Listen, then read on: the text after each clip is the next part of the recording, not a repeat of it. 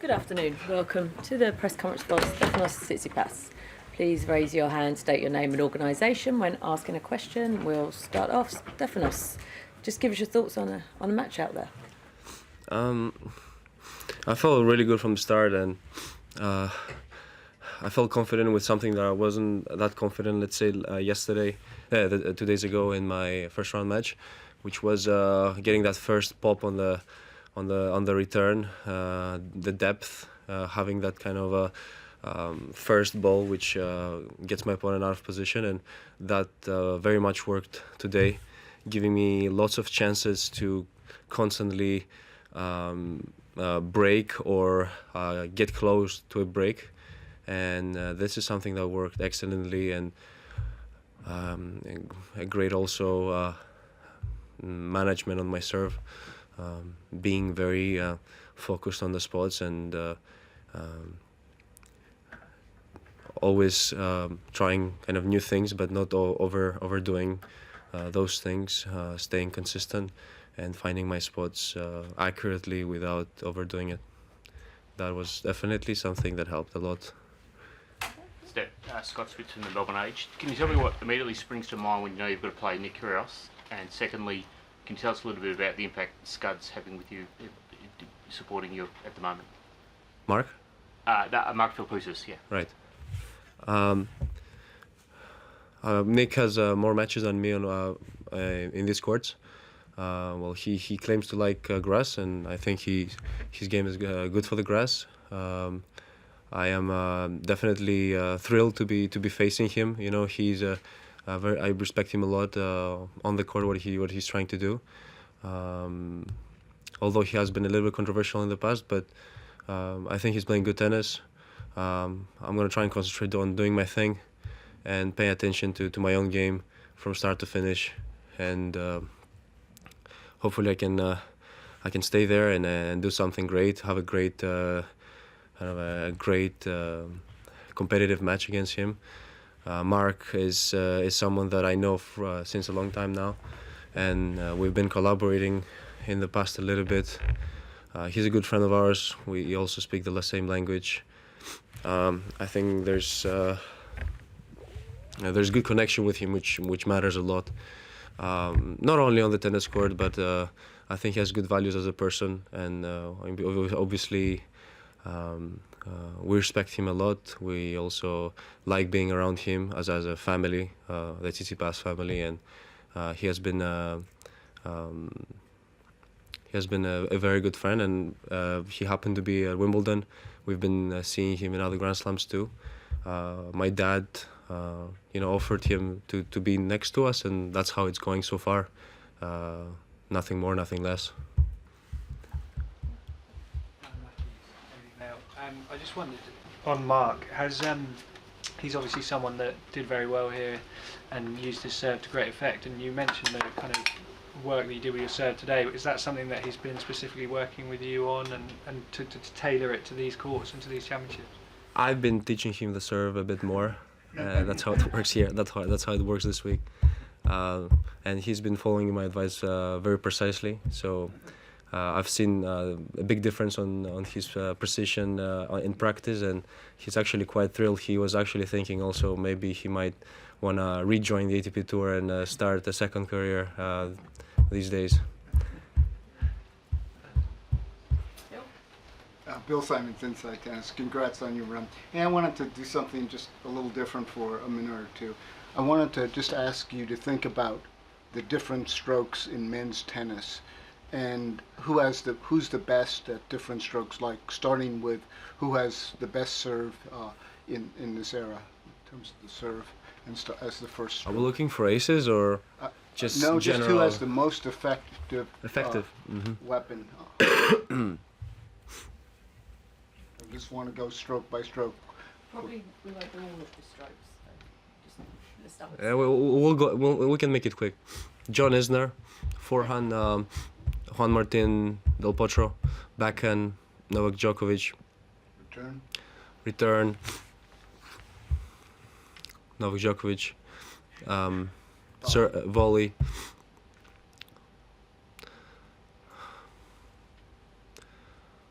Who? no one comes to the net anymore. Okay, and movement, Diego Schwartzman, and finally mental toughness. Rafael Nadal. Thank you. At the back there. Yeah. Hi, Stefanos. Chris Johnson from Grand Slam. When you see someone like Maxime Cressy have a lot of success serving and volleying every time he can, even on second serves, do you feel that that's something that you'd like to move toward in your game here? You know, that it might suit your game very well. Like every point? What do you think? Every point. Look, I think he's a difficult opponent to face. I faced him at the US Open a few years ago. He's a very difficult guy to play against. He hits both serves, full power, which shows that he has no fear when he's playing. But his game, in my opinion, is very risky. I mean, if he's on a great day, he can pretty much beat anybody, I think. But if he really brings the margin even lower of what, let's say, a safe spot would be. But I do respect that a lot for him, you know, trying to play that way, because no one really does these days.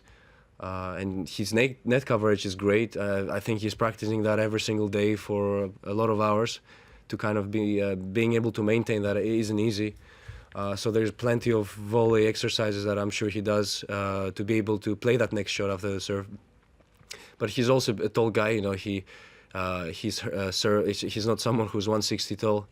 So obviously there's a small fair advantage there for him. And I think he realized that that's the best way for him, and he's just committed to it. He's very committed, and he never really. I don't think he has fear when he plays, even if it might come to a tight moment. He always does the same thing. But there's a lot of. He's very brave in many ways when he plays. Would you like to do a little bit more? Serve and volley? That? Yes. I would, yes. I did a few times today, not that many.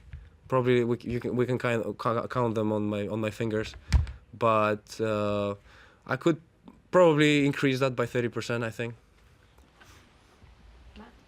Hi Steph, Matt Roberts with the Tennis Podcast. We see quite a lot in tennis when a player is coached by their parent, that there can be a bit of a challenge bringing in another sort of expert coach. I know you know Mark very well, but you also had Thomas Enqvist this year.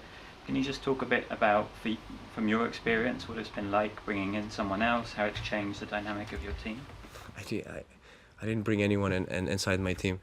Mark is welcome to come sit with us, be with us, eat with us, come join us in my practice sessions, to be also hitting with me, which I really like. To give advice, I'm open to listen to any kind of tennis legend giving a little piece of advice that I might use and utilize. It's great that it came from my father, and you know, sometimes it's difficult having that relationship, as you said, but I'm very glad he did that himself, and I didn't push anything myself. And I was more than happy to have Mark next to us these past few days. I don't really feel there's a negative side to it. He's an absolutely great guy. He has a very good visual of the game. I mean, he has played hundreds of matches himself. He has been faced with hundreds of scenarios and situations on court. He knows the tennis psychology part, let's say, a bit more than probably my father, who is a coach, who hasn't played on the tour, but obviously has other strengths as a coach. And that can also contribute to one's, let's say, perspective on the court and help him increase his chances of what he's trying to do out there. Stefanos, as you know, plenty of people focus on Nick's individuality and his personality, but I'd like to ask you about your own. What do you consider the defining aspects of your personality?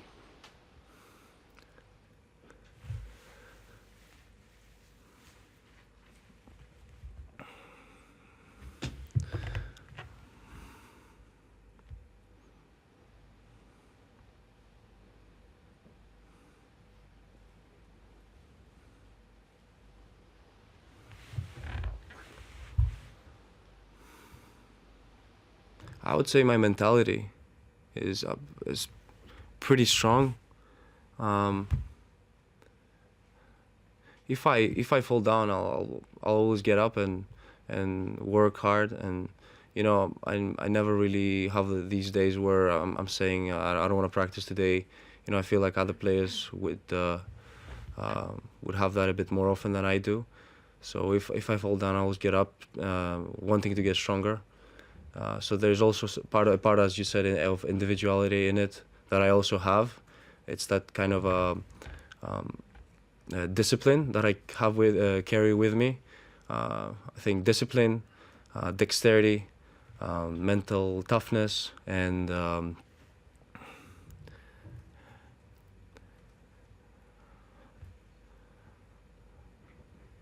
in my best days when I play, I feel like I can read the game well and get creative on court.